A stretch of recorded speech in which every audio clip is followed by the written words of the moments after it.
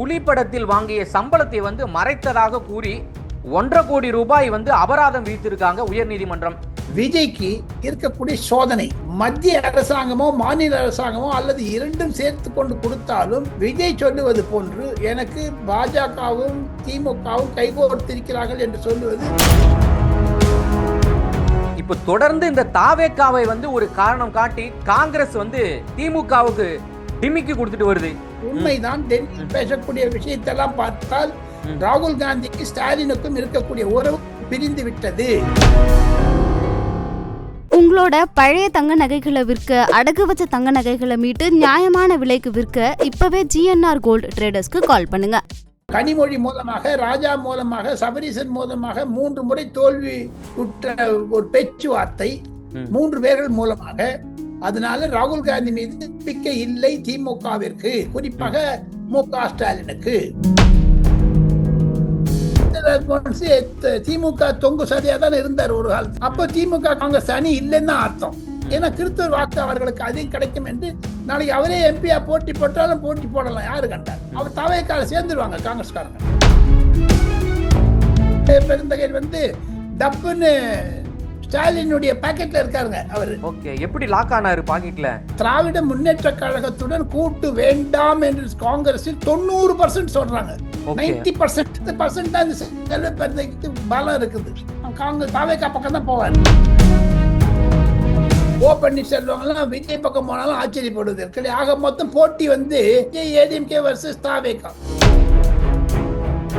காஞ்சிபுரம், செங்கல்பட்டு, திருநெல்வேலி, பாளையங்கோட்டை, அங்க அந்த பக்கம் திருச்செந்தூர், அந்த பக்கம் கன்னியாகுமரி, இந்த பக்கம் வந்தீங்கன்னா தர்மபுரி, இங்கெல்லாம் இருக்கக்கூடிய காங்கிரஸ்காரர்களும் சரி திமுக காரர்களும் சரி அந்த ஒட்டு போவாது உறவு. திமுக பொதுமக்களிடையே குறிப்பாக 20,000 கொலைகள் நடந்த பிறகு, 6,000 பெண்கள் விதவையான பிறகு, 44,000 ஆக்சிடென்ட் ஆன பிறகு தமிழகத்தில் திமுக கண்டிப்பாக தோல்வி அடையும் என்று தான் சில கருத்து கணிப்புகள் தெரிவிக்கின்றன. ரெஃப்ளெக்ட் நேயர்களுக்கு வணக்கம். இன்று நாம் சந்திக்க இருக்கக்கூடிய சிறப்பு விருந்தினர் மூத்த பத்திரிகையாளர் திரு டெல்லி ராஜகோபாலன் அவர்கள். ஐயா வணக்கம். ஐயா நமஸ்காரம். நமஸ்காரம். நமஸ்காரம் கோபி. தாவேகா தலைவர் விஜய் புலி படத்தில் வாங்கிய சம்பளத்தை மறைத்ததாக கூறி 1.5 கோடி ரூபாய் அபராதம் விதித்திருக்காங்க உயர்நீதிமன்றம். ஏற்கனவே ஜனநாயகன் திரைப்படத்தில் அவருக்கு தணிக்கை சான்றிதழ் விவகாரம் ஒரு பக்கம் போயிட்டு இருக்கு. அதற்கிடையில இந்த அபராதம் விதித்திருக்காங்க. எப்படி பாக்குறீங்க? விஜய்க்கு இது ஒரு பின்னடைவா இல்ல எப்படி இருக்கும்? பின்னடைந்து நான் கருதவில்லை. இது வழக்குகள் மூலமாக அவருக்கு தெரிந்தது. கட்சி ஆரம்பிக்கும் முன்னாடி இதெல்லாம் அவருக்கு தெரியும். இதனால் அவருக்கு பின்னடைவு வராது. பொதுமக்கள் ஆதரவு அவருக்கு இருக்கிறது. இருப்பினும் இது என்னை பொறுத்த மட்டில் விஜய்க்கு இருக்கக்கூடிய சோதனை.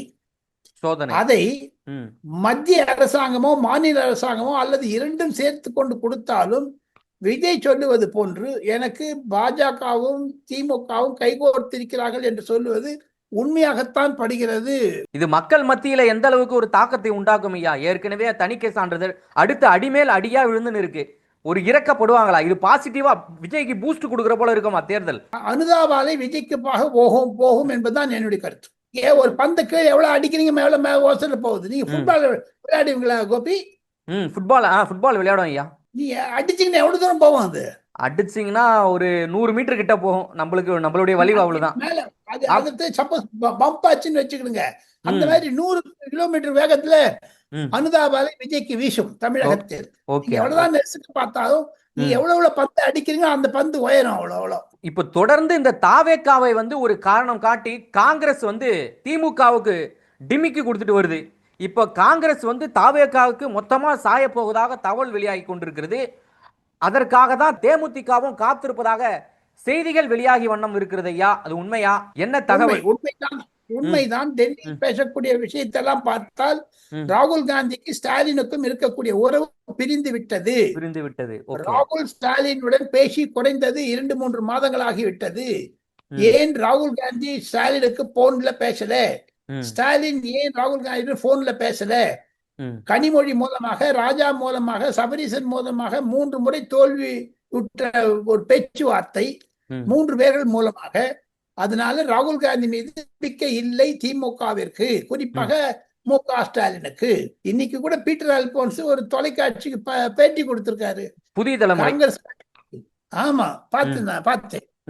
அந்த பீட்டர் அல்போன்ஸ் திமுக தொங்கு சதியா தானே இருந்தார் ஒரு காலத்துல. ஆமா, இப்போ வந்து தாவேகா கூட காங்கிரஸார் கூட்டணி வைக்க விரும்புவதாக அப்படின்ற போல சொல்லியிருக்காரு. அவரே சொல்லியிருக்காரு, விரும்புது அப்படின்ற போல சொல்லியிருக்காரு. மொத்தம் ஒரு சாரார் வாக்கு, குறிப்பாக சிறுபான்மை வாக்கு விஜய் பக்கம் போவதை பீட்டர் அல்போன்ஸ் சிறுபான்மை தலைவராக தமிழக மு.க. ஸ்டாலின் நிறுவப்பட்டவர். அவர் வந்து மைனாரிட்டிஸ் கமிஷன்ல மெம்பரா இருந்தாரு, இது சேர்மனா இருந்தாரு. அவரே போறாருன்னு வச்சுக்கிடுங்க. அப்போ திமுக காங்கிரஸ் அணி இல்லைன்னு தான் அர்த்தம். ஏன்னா கிறிஸ்தவ வாக்கு அவர்களுக்கு அதிகம் கிடைக்கும் என்று நாளைக்கு அவரே எம்பியா போட்டி போட்டாலும் போட்டி போடலாம், யாரு கண்டாங்க. அவர் தாவேக்கால சேர்ந்துருவாங்க காங்கிரஸ்காரங்க. இப்போ அடிமட்ட தொண்டர்களுடைய மனநிலையும் தாவேகா கூட தான் சேரணும் அப்படின்ற போல விரும்புறாங்களா காங்கிரஸ் தொண்டர்கள்? ஏன்னா மேல இருக்கிற தலைவர்கள் தான் ஒரு பக்கம் திமுக, ஒரு பக்கம் தாவேகான்றாங்க. ஆனா இவரு பீட்டர் அல்போன்ஸ் எல்லாம் பேசுறத வச்சு பார்க்கும்போது மொத்தமா தாவேகா பக்கம் தான் சாய்வாங்க போலீங்க.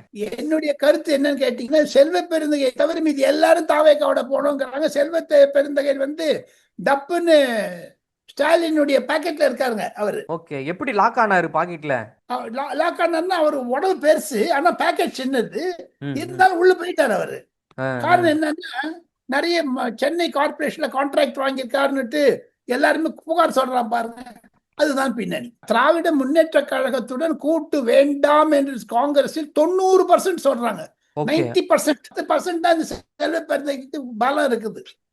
தாவேகா பக்கம் தான் போவாரு. தாவேகா காங்கிரஸ் கூட்டணிக்காக வந்து அவங்களுடைய கூட்டணி முடிவிற்காக தேமுதிக காத்திருக்குது அப்படின்ற போல சொல்றாங்க. ஒருவேளை தேமுதிக தாவேகா காங்கிரஸ் கூட்டணி வச்சா அவங்க கூட போயிட்டு இணைஞ்சிருவாங்களா? அதற்காக தான் காத்து கொண்டு இருக்காங்களா? ஏன்னா இப்போ வரைக்கும் அவங்க எந்த ஒரு கூட்டணியும் அறிவிக்காம தான் இருக்காங்க, இழுத்து கொண்டே போயின்னு இருக்கு. நம்ம என்ன கேட்டீங்கன்னா, காங்கிரஸ் வந்து திமுக விலகி விட்டால் கோபி, டெல்லியில் எனக்கு கிடைக்கக்கூடிய சம்பவங்கள் மூலமாக, செய்திகள் மூலமாக பார்த்தீர்களே ஆனால், விடுதலை சிறுத்தை கட்சிகளும் கம்யூனிஸ்ட் கட்சிகளும் தமிழ் வெற்றி கழகத்துடன் போகிவிடும் என்று தான் சொல்லுகிறார்கள். திமுகவை அம்போல் என்று விட்டு விடுவார் என்று சொல்லுகிறார்கள். அப்போ ஒண்ணு தேமுதிக ஓ பன்னீர்செல்வம் எல்லாம் விஜய் பக்கம் போனாலும் ஆச்சரியப்படுவது. ஆக மொத்தம் போட்டி வந்து ஏடிஎம்கே விஜய்னு ஆயிடும். டிஎம்கே போடும். ஏடிஎம்கே வர்சஸ் விஜய், அதாவது இபிஎஸ் வர்சஸ் விஜய், ஏடிஎம்கே வர்சஸ் தாவேகா. பிசிகா கம்யூனிஸ்டுகள் வந்து ரொம்ப நெருக்கமா இருக்காங்க. அவங்களுக்குள்ள எந்த ஒரு மோதலும் இல்லாத போல தோணுது. அவங்க எப்படி, எதன் அடிப்படையில் அவங்க பிரிவாங்கன்னு சொல்றீங்க? சின்ன அடிப்படை. மாணிக் தாக்கூர் சஸ்பெண்ட் செய்யப்பட்டு, மாணிக் தாக்கூர் கூட இருந்தது வெங்கடேசனும் சர்வீஸ் செய்யப்பட்டால் கம்யூனிஸ்ட் எம்பி.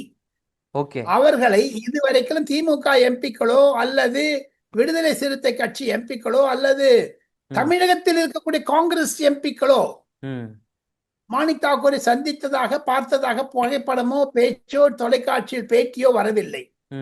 சில விசிகா இருவர், ராம்குமார் சொல்மா திருமாவளவன், அவர்களை பார்ப்பதிலிருந்து கூட சைட்ல போயிடுறாரு, இப்படி ஓரமா போயிடுறாரு. அதெல்லாம் நேர பார்க்க முடியுது. நாடாளுமன்றத்தில் திமுகவிற்கும் காங்கிரஸ் எம்பிக்களுக்கும் இடையே பேச்சுவார்த்தை கிடையாது, விரோதிகளாக பார்க்கிறார்கள். கனிமொழியை பார்த்தீர்களே ஆனால் காங்கிரஸ்காரர்கள் தனியா போய்விட்டார்கள். ராகுல் காந்தி கூட கனிமொழியுடன் பேசுவதை குறைத்து கொண்டு விட்டார். வணக்கம் நமஸ்தே சொல்லுவதை தவிர அந்த பேச்சுவார்த்தை முன்னிருந்து ஒரு பாம் என்று சொல்லக்கூடிய அந்த ஒரு அன்பு கிடையாது. இப்போ பிளவுக்கான ஒரு முழு அறிகுறி எட்டப்பட்டு விட்டது நம்பிடலாமா? அவ்வளவுதான், எட்டப்பட்டு விட்டது. பிளவு உறுதி.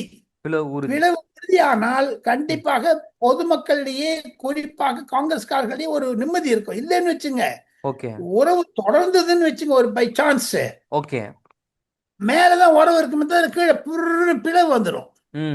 தலைவர்கள் உறவு வச்சு தொண்டர்கள் வைக்காம இருப்பாங்க. தொண்டர் இப்போ ஃபார் எக்ஸாம்பிள் காஞ்சிபுரம், செங்கல்பட்டு, திருநெல்வேலி, பாளையங்கோட்டை, அங்க அந்த பக்கம் திருச்செந்தூர், அந்த பக்கம் கன்னியாகுமரி, இந்த பக்கம் வந்தீங்கன்னா தர்மபுரி, இங்கெல்லாம் இருக்கக்கூடிய காங்கிரஸ்காரர்களும் சரி திமுக காரர்களும் சரி அந்த ஒட்டு போவாது உறவு. சரிங்கய்யா, ஒரு பக்கம் இப்போ தேமுதிகவும் சரி தாவேகாவும் சரி இப்போ வரைக்கும் கூட்டணியை வந்து இறுதி செய்யாமல் தான் இருக்காங்க. ஆனா அதற்கு முன்பாகவே வந்து அவங்க இன்னைக்கு விருப்ப மனு வந்து கொடுக்க ஆரம்பிச்சிருக்காங்க. என்ன கணக்கு போட்டு வச்சிருக்காங்க அவங்க அரசியல் கணக்கு? அது 234 தொகுதி வேட்புமனு வாங்கலாங்க, தப்பு கிடையாது. இந்த தொகுதி கிடைக்குது அப்புறம் பார்த்துட்டு அவங்களுக்கு இல்லைன்னு சொல்லலாம், இருக்குன்னு சொல்லலாம். அது ஒரு பொதுமக்களுக்கு தவிர ஊழிகளை குஷிப்படுத்த வேண்டிய நிலைமையில் தாவேகாவும் தேமுதிகவும் இருக்கிறது.